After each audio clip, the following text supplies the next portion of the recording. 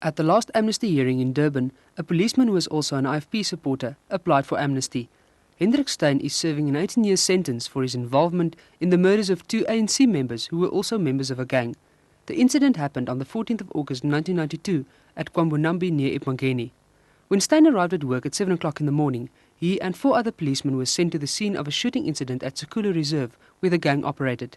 Policemen were killed during the shooting.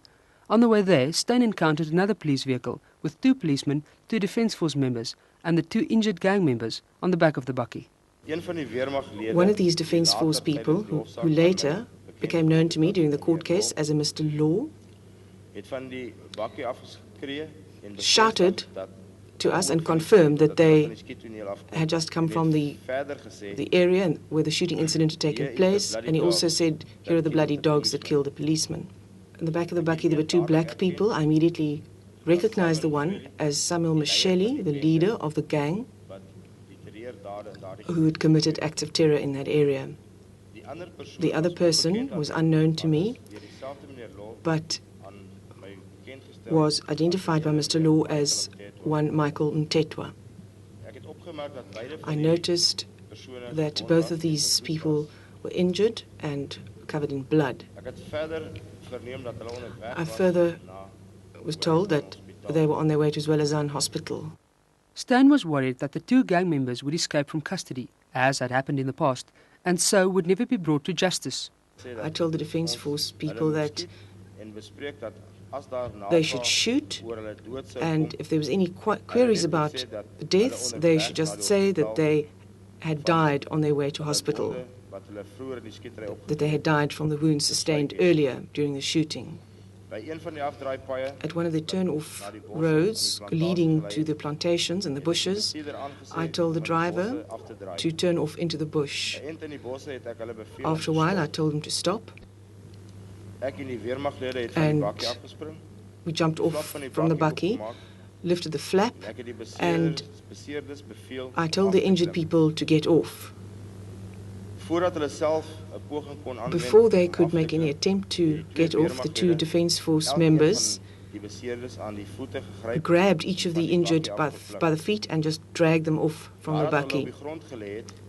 They landed on the ground, and the 2 Defence Force members, armed with R4 rifles of their own accord and initiative, shot or aimed at the 2 deceased and injured people.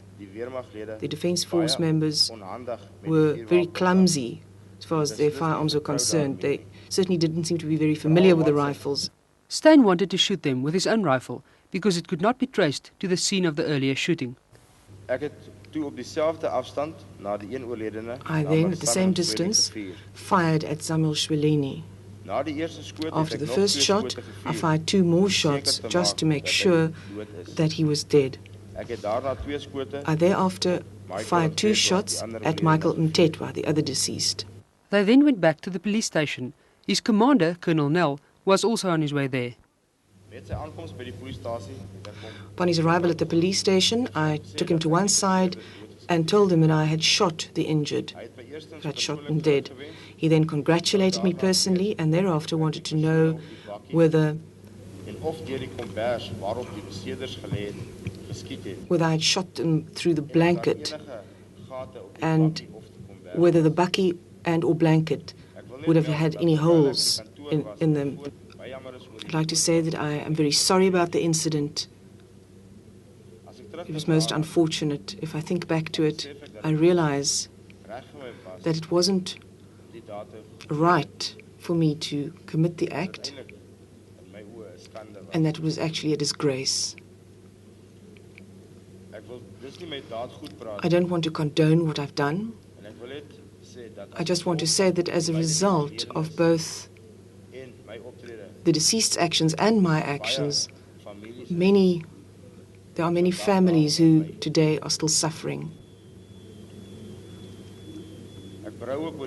I have remorse about the fact that I ever chose the police as a career and that I became so involved in the political struggle, because at the end of the day it wasn't worth it.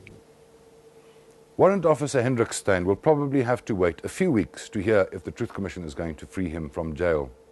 The first murderers who applied for amnesty in Rustenburg in May walked out of jail on Friday when the Truth Commission granted them amnesty. Before we tell you their story and what the verdict means to other perpetrators of human rights violations, let's remind ourselves of how the process works.